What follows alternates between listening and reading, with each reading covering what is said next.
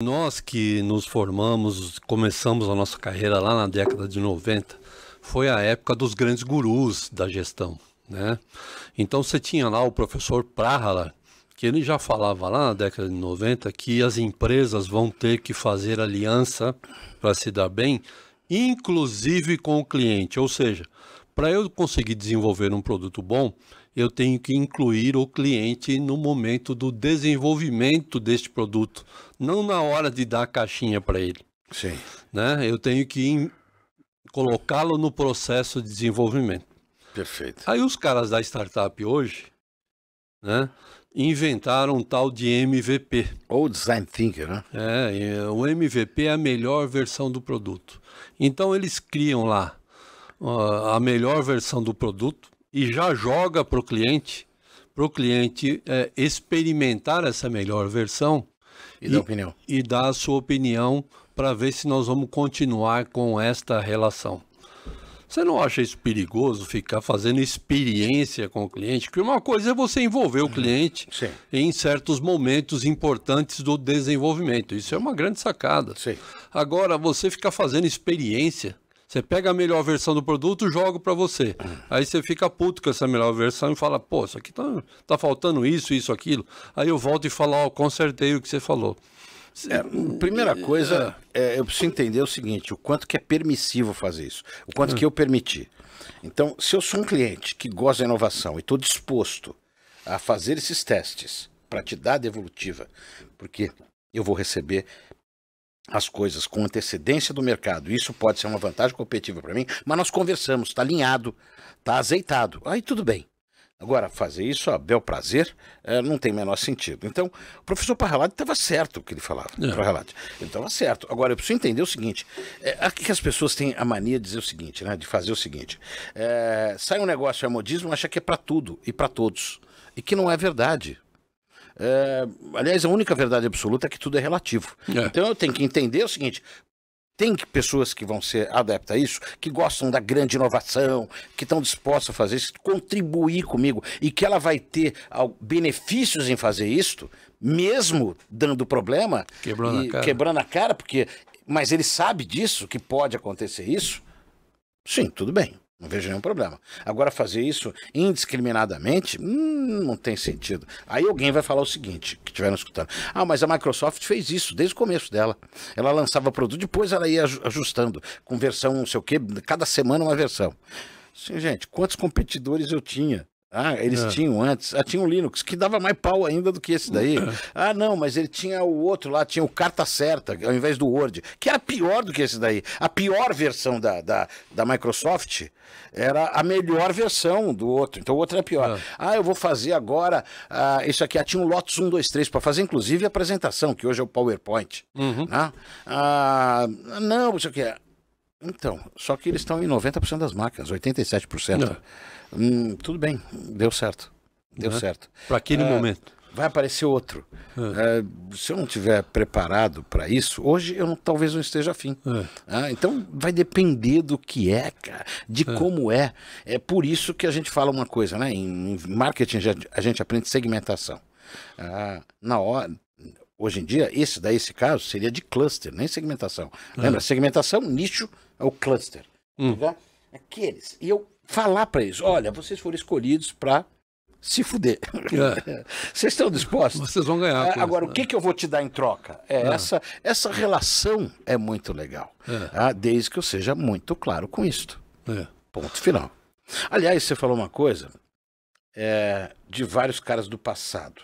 Vários caras do passado são super atuais hoje. É que as pessoas não veem essa dinâmica acontecer. Vou dar um exemplo aqui. O cara fala do Kotler. Porra, o Kotler é legal, até a página 2, mas você tem que entender quem é o Kotler. Você tem que ler o Kotler. Não, eu não gosto do Kotler. Você leu ele na eu vi, caraca. Não adianta. Eu tenho que entender com uma relativa profundidade para fazer a crítica.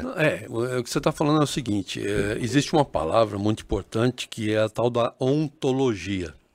Ou seja, se eu quero discutir sobre marketing, tem que ser a partir de Kotler. Se eu desmerecer Kotler, não dá para a gente começar a conversar. Não. Porque o que ele fez Sim. deu um patamar e uma estrutura que a gente só consegue discutir a partir disso. E isso vale para qualquer ciência. Você imagina, se cada cientista tivesse que começar do zero uma invenção... Seria idiotice. Não conseguiríamos inventar mais nada. Então, um cientista começa a partir da experiência do outro. Sim. Né? Então, Você falou legal, inventar e inovar. Inventar não existe nada nem similar, nem parecido. O cara colocou, pá, né? Primeira vez que alguém inventou a roda. Fala do carro de boi e tal. Então, tava lá. Alguém, pode ser que ela nasceu primeiro quadrada, depois ficou redonda, não sei porque não sei essa história.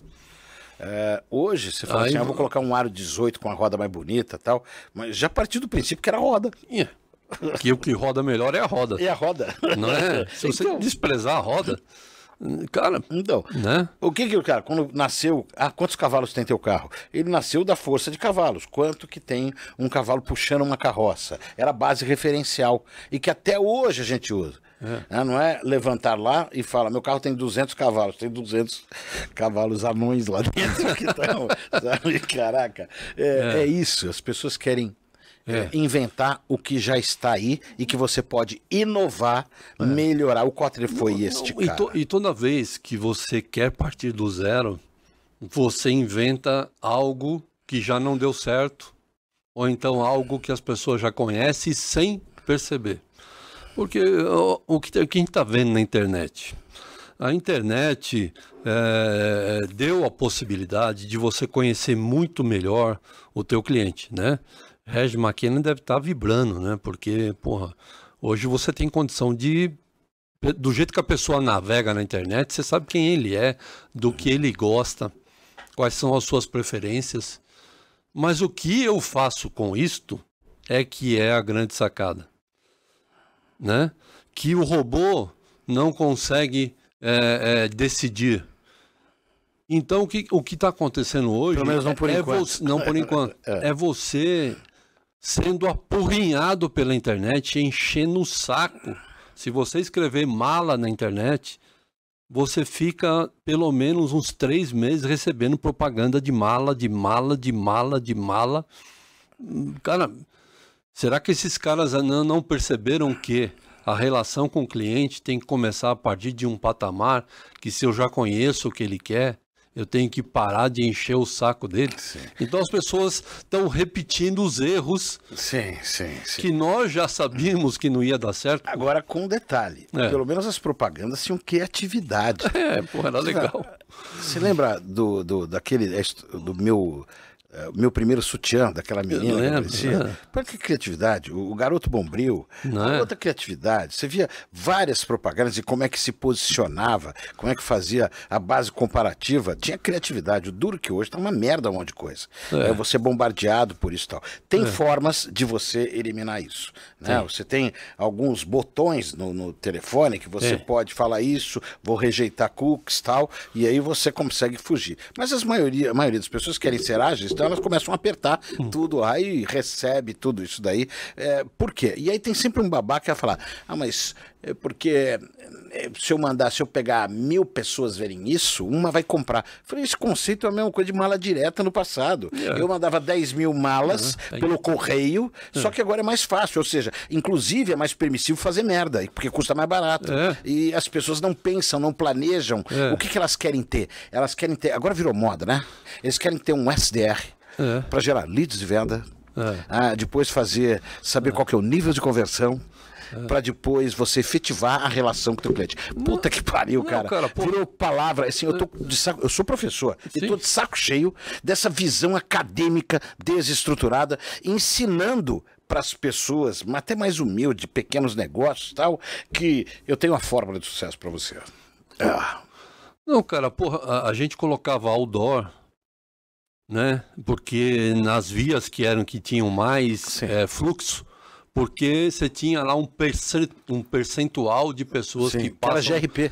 Por aquela via, podem olhar para aquilo, e agora os caras estão pondo outdoor na internet. Então você abre lá, tem um outdoor tampando a notícia que você quer ver, aí você fica puto, quer fechar o outdoor, não deixa, porque o xizinho de fechar é uma pegadinha.